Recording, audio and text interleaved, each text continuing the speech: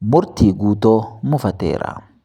Murtiin guutoo akkuma isin beektan nama sooshaal miidiyaa irratti keessumattuu feesbuukii fi tiiktookii irratti beekamaa tahedha.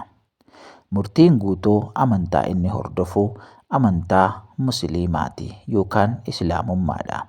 Kan inni dhalatee guddates Harargeettidha.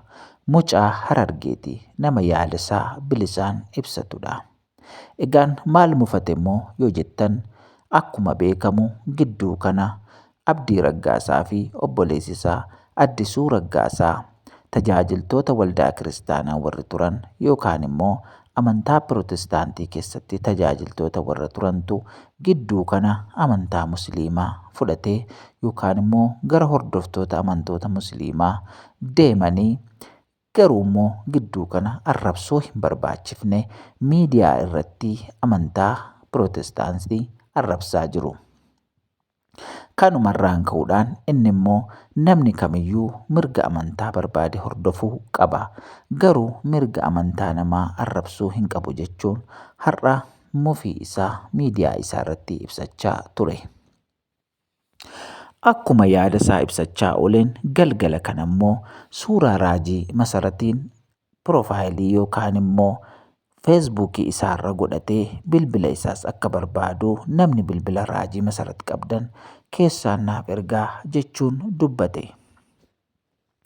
Egaan yaadi isaa gara amantaa Pirotestaantii dhufuus yaaduu danda'a. Garuu immoo nama yaada poozitiivii qabaatus ta'uu danda'a. Namni kamiyyuu mirga amantaa namaatti bu'uu hin qabu jechuudhaafis kana jechuu danda'a. Maaliifi namummaadhaan namni kamiyyuu amantaa isaas ta'ee amantaa nama biraas kabajee jaalalaan tokkummaadhaan walii wajjin jiraachuu qaba isa jedhu ibsuufis ta'uu danda'a.